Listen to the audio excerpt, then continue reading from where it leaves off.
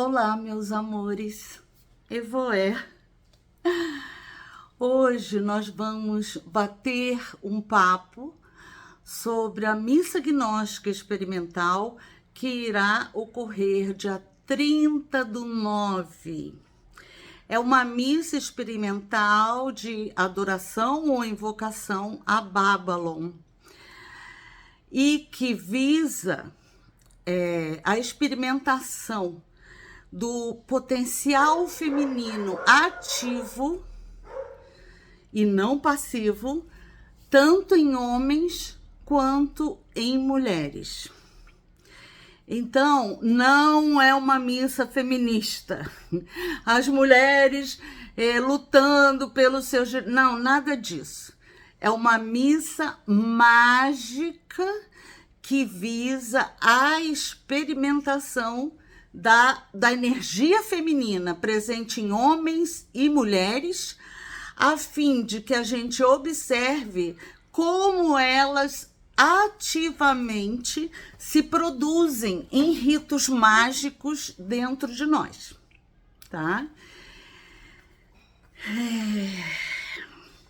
É a primeira vez que isto está sendo feito, ao menos no Brasil, em termos de Telema, e eu estou muito feliz e muito agradecida pelo time de pessoas que decidiu entrar nesse projeto junto comigo, que estão sendo maravilhosos em todos os sentidos. Ele é um experimento mágico, mas também um experimento científico. Nós temos formulários científicos baseados em ciência para preencher depois do rito, para falar das nossas observações, da nossa experiência mística ali no momento, e depois o time terá reuniões de estudo para comparar os resultados, pesquisar esses resultados e chegar a alguma conclusão. Esta primeira missa, ela é feita para convidados que vêm de todo o Brasil para assistir o rito. Então, neste momento, ela não está aberta ao público.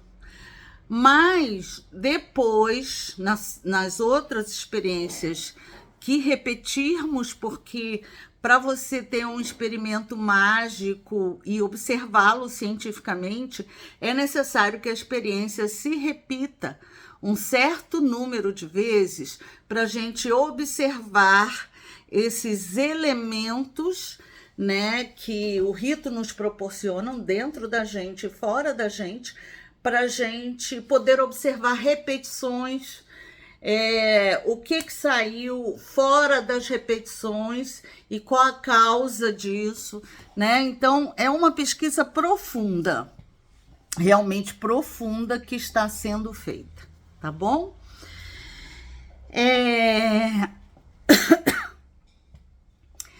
Missa, em latim, vem da palavra mittere, que significa enviar, despachar. Com o tempo, a partir do século VI, a palavra missa se transformou apenas em celebração, uma celebração de qualquer tipo. O termo gnóstico, porque é uma missa gnóstica experimental, vem do grego gnostikos. E este termo se refere a toda e qualquer pessoa que é capaz de conhecer, ou seja, que é capaz de alcançar uma gnose, seja através de um rito, alguma prática mística. Então, é aquele que se torna portador da possibilidade de gnose. Gnose é o conhecimento. Com o tempo, o termo gnóstico, especialmente na nossa cultura ocidental, passou a ser associado aos seguidores do movimento conhecido como gnosticismo. mas isso é uma invenção cultural do Ocidente, tá? Então, por que eu tô explicando isso para vocês?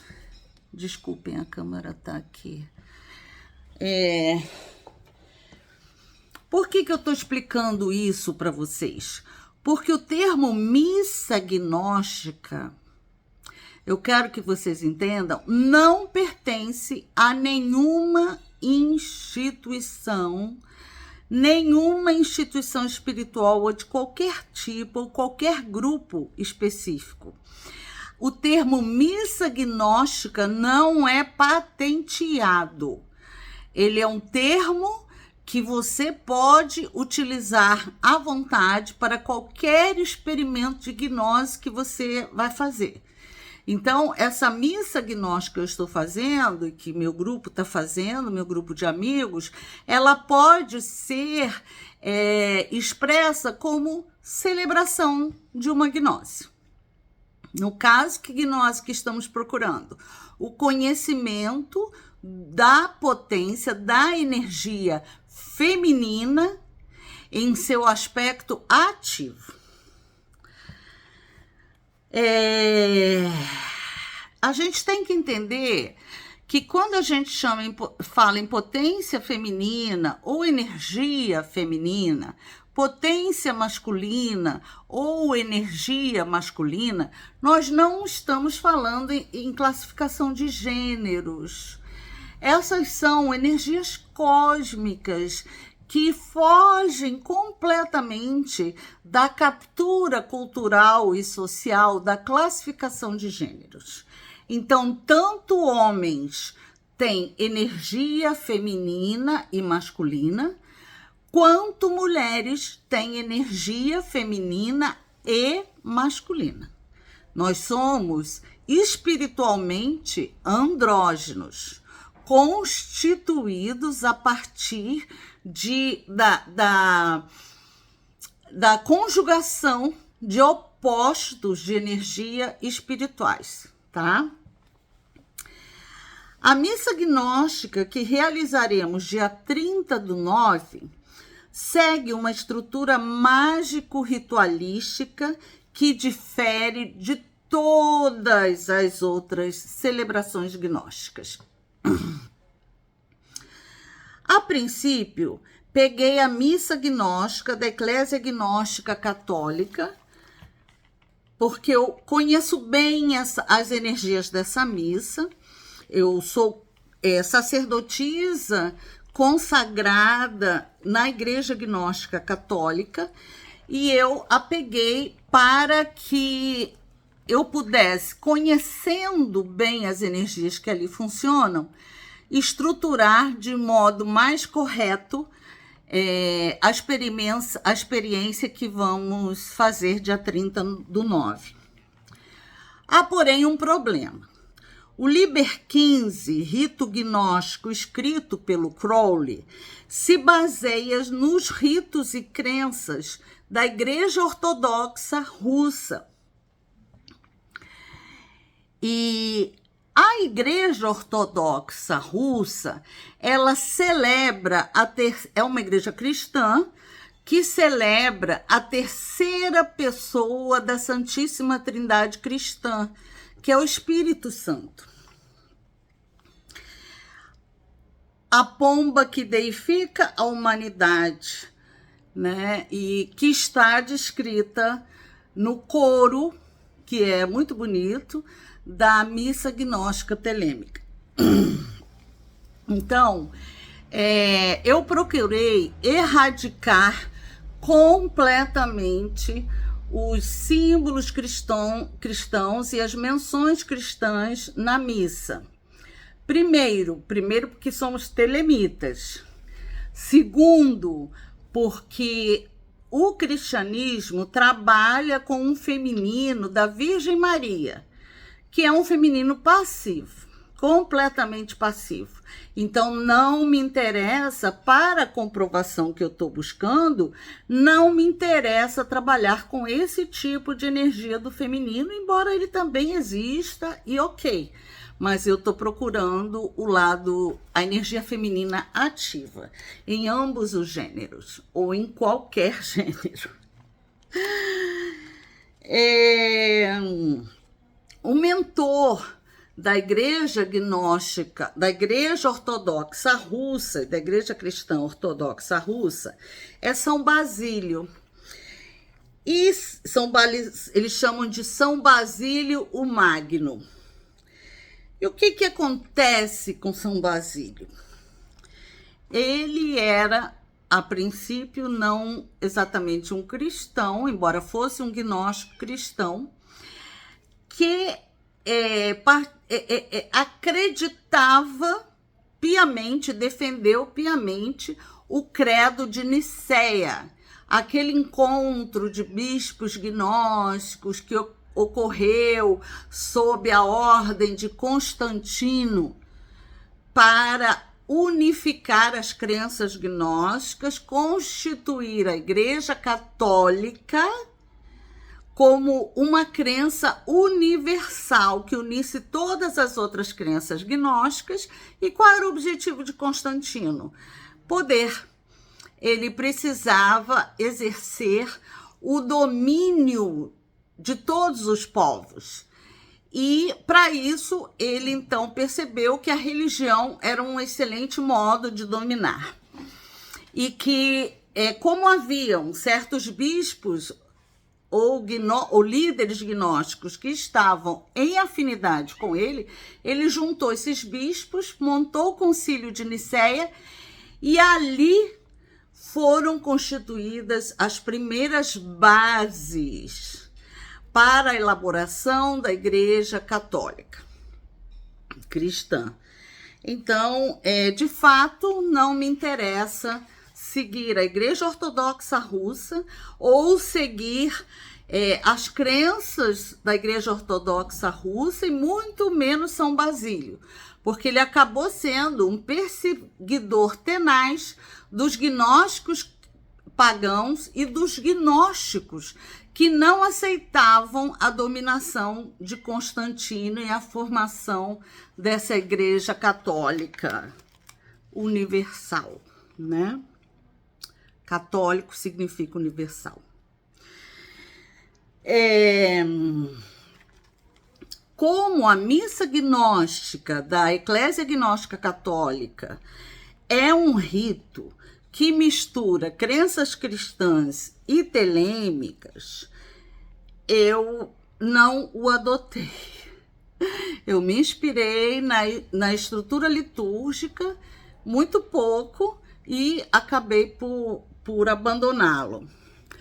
Também, como é um rito que trabalha a potência feminina, a energia feminina, como passiva, segundo a concepção de Crowley sobre a mulher, também não me interessou, porque eu estou buscando o aspecto ativo da energia feminina. E aí, para que vocês compreendam a questão do Crowley em relação a essa energia feminina passiva, eu trago a vocês o Liber Aleph.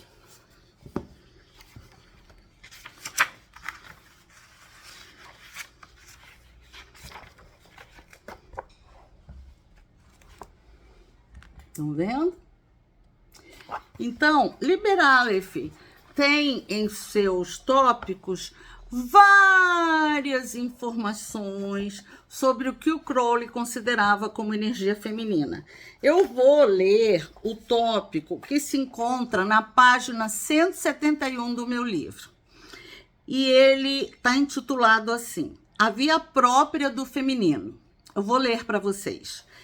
É realmente fácil para uma mulher obter as experiências da magia com certo tipo de visões e transes. Porém, estas coisas não a possuem com o objetivo de transformá-la, como acontece com os homens, mas apenas passam através delas de maneira superficial, como se fossem imagens sobre um espelho. Desta forma, nenhuma mulher nunca progride em magia, mas permanece sempre no mesmo estado, seja este estado correto ou erradamente organizado, de acordo com a força que move essa mulher. Aqui, portanto, está o limite da aspiração da mulher em magia.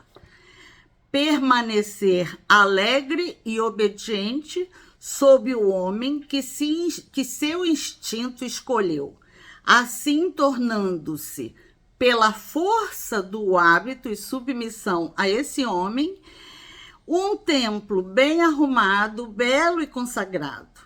Ela, dessa forma, pode, em sua próxima encarnação, atrair uma alma de homem.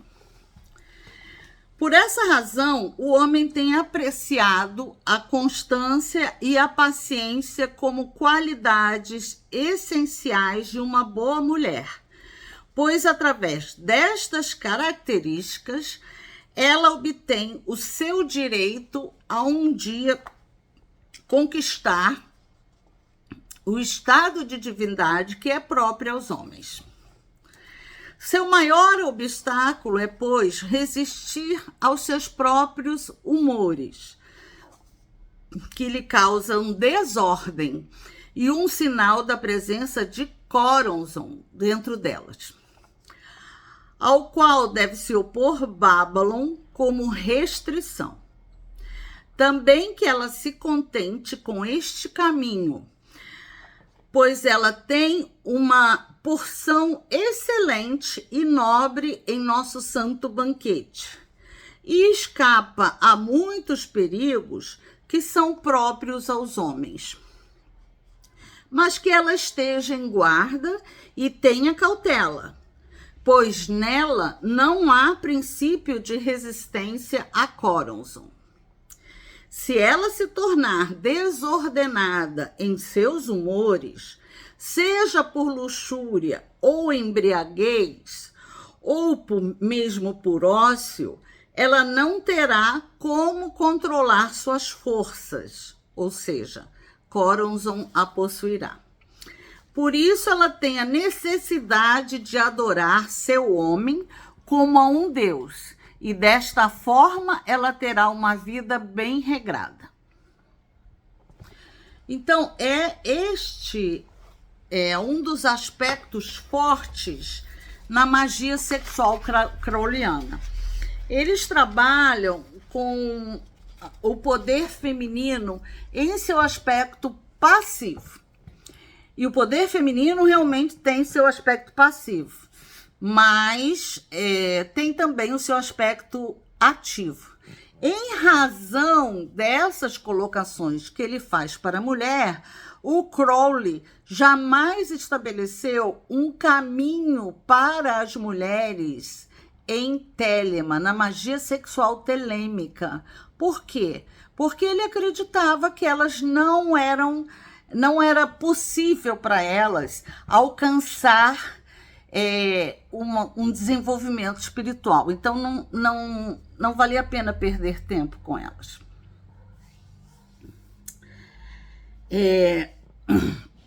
É claro que cada magista sexual vai optar pelo aspecto do feminino ou do masculino que ele quer trabalhar, da energia, né? Que ele quer trabalhar. Mas eu discordo da magia sexual crowleyana em inúmeros pontos. Porque, mas isso é uma crítica, o Crowley como machista, não sei mais o que. Não, absolutamente. É porque não me interessa trabalhar apenas com o aspecto feminino, não me interessa trabalhar apenas com o aspecto feminino passivo, não me interessa trabalhar apenas com o aspecto feminino ativo, não me interessa trabalhar com a energia masculina, seja ela ativa ou passiva. Eu estou interessada na integração dessas potências energéticas, tanto no homem quanto na mulher, porque eu acredito que só assim, através da magia sexual, a gente tem condições de evoluir em termos de consciência. Então, é o meu princípio pessoal em termos de magia. Homem e mulher, energias masculinas e energias femininas, trabalhando em prol da evolução de ambos, sem desmerecer um ou outro. É isso que eu acredito em termos de magia. Então, por isso, muitos aspectos da magia crowleyana eu sou contra. Então, você vai me dizer assim, como é dito em Telemann: ah, mas coitado do Crowley, passa a mão na carequinha do Crowley. Ah, mas coitado do Crowley, é porque ele viveu numa época cultural de extremo machismo. E aí eu fico calada, porque evidentemente que a gente não tem como lutar contra a ignorância e contra a fé cega, né? Então, eu realmente não debato com crowleyanistas. Eu entendo o fanatismo deles, mas eu debato com telemitas esclarecidos. E quando eu falo debato com telemitas esclarecidos, significa que eu troco ideias com eles para que eles me ensinem e eu também possa compartilhar minhas ideias com eles. Porque é exatamente nessa troca entre o homem livre, a mulher livre, e essa troca livre de ideias que venha nos ajudar a entender melhor as questões e venha constituir, né, o pensador livre. E eu estou interessada em ser uma pensadora livre, né? Eu não quero engolir nenhuma pílula, nem vermelha, nem azul, nem amarela, nem verde. Eu não quero pílulas na minha vida. Eu quero me livrar de qualquer efeito colateral das pílulas. Eu quero ser livre, né? E quando a gente é livre, a gente tem que estudar, tem que praticar, a gente tem que se dedicar, buscar seus próprios pensamentos, ter autonomia e a coragem de expressar seus pensamentos, mesmo que vão contra a corrente de ignorância do mundo. Então, é isso que eu faço. Ok, Crowley se dedicou a esse tipo de aspecto da energia feminina, mas não é o único. Então, eu quero me dedicar a outro aspecto, porque é minha intenção, se me for possível, se eu tiver capacidade, estruturar algo para o feminino em Telemann, seja no gênero masculino, seja no gênero feminino, seja no homossexual, independente de gênero. Eu não quero saber. Eu trabalho com os aspectos cósmicos das divindades. Eu procurei eu estou lendo vários magistas sexuais através dos séculos, e há uma magista sexual que surgiu em Paris na época do Crowley, que é a Maria Naglowska. Não sei se vocês já ouviram falar dela. Ela fundou e liderou uma ordem em Paris chamada como Flecha de Ouro. E ela era conhecida como a Sofia de Montparnasse.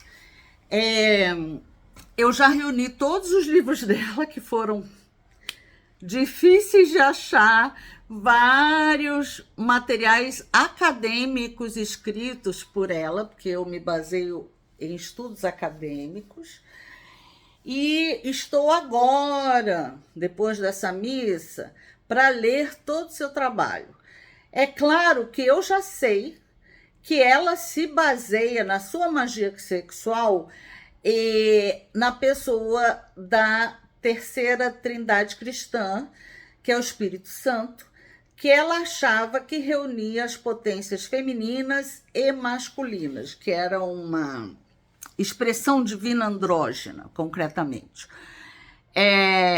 Naglovska era russa, foi criada dentro da doutrina da igreja gnóstica, da igreja cristã ortodoxa russa, sofreu muito nessa igreja, muita repressão, parece que a mulher é bastante reprimida, mas eu ainda não posso falar a respeito do trabalho dela.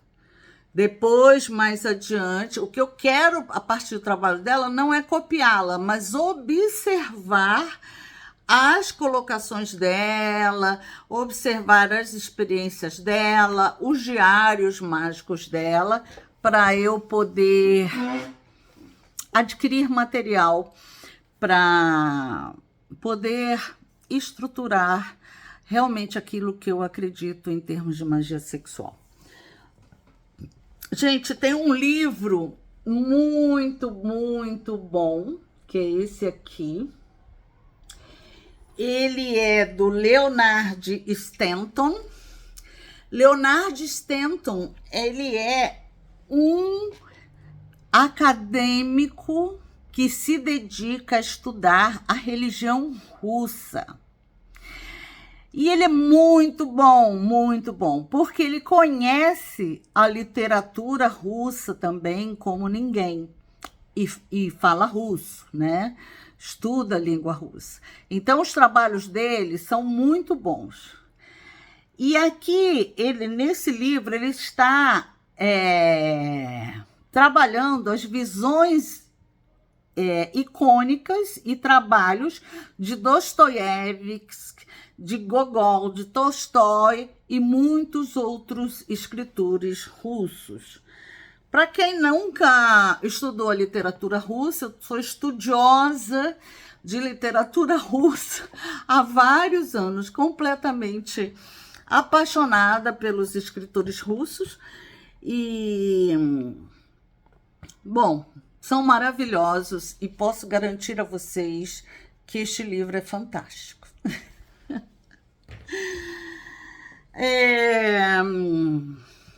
Então, por essas razões de conexão com a Igreja Ortodoxa Russa, o terceiro elemento da Santíssima Trindade, que é o Espírito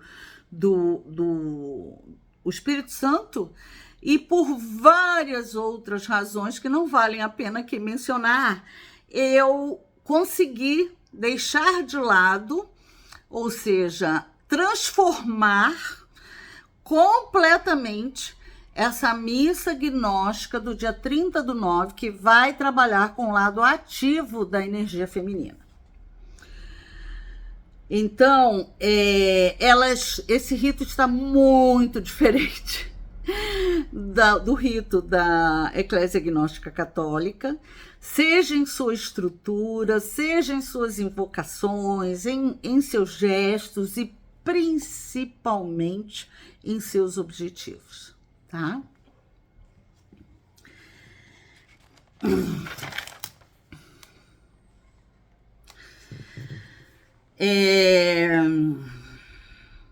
As energias cósmicas, feminina e masculina, porque é isso que elas são, energias cósmicas ou divinas, estão presentes na essência de todos os seres humanos, independente de gênero. Não existe isso de gênero, para o divino ou para o cósmico. Mas aí você me diz assim, mas o feminino e o masculino não são complementares? Sim, você pode ver assim. Mas complementares em relação a quê? É a primeira pergunta que você tem que se fazer, né? Complementares em relação um ao outro, sobre que aspecto dessa energia você está falando? Porque a energia feminina tem diversos aspectos e a energia masculina tem diversos aspectos. Essa história de passivo e ativo já foi, ultrapassada há muito tempo, né? E a gente tem que se atualizar. A árvore da vida, ela é uma representação do ser humano. Nela estão todas as potências das energias dentro do homem e da mulher. São representações simbólicas ali descritas num diagrama que eu considero muito bom. E se você perceber, né, cada sefira, ela é receptiva em relação à energia que vem de acima dela, e ela é ativa em relação à energia abaixo dela, para onde ela vai transmitir a energia que ela recebeu. Então, se você perceber, cada sefirot daquelas vai ter uma característica energética. Então, a gente é uma multiplicidade de forças e energias que atuam dentro de nós. Então, a gente tem que estar ciente do que há em nós, autoconhecimento, né? E em relação à magia sexual, especialmente por ser uma magia extremamente poderosa, tanto para o seu mal quanto para o seu bem, ela precisa ser muito bem estudada, pesquisada e estruturada, né? Os ritos têm que ser muito bem estruturados de acordo com o objetivo que o magista ou a magista deseja alcançar.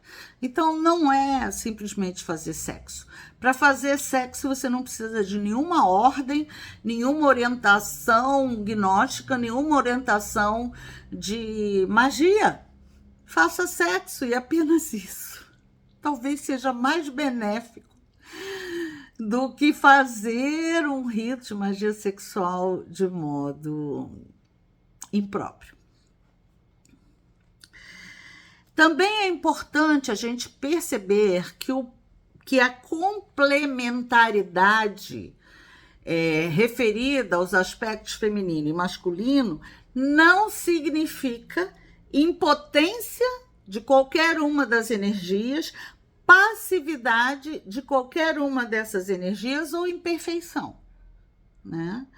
Então, esta é uma celebração gnóstica de gnose diferente dentro da filosofia telêmica. E após os resultados da missa, nós estaremos estudando e publicando esses resultados, tá bom? Quando estiverem prontos.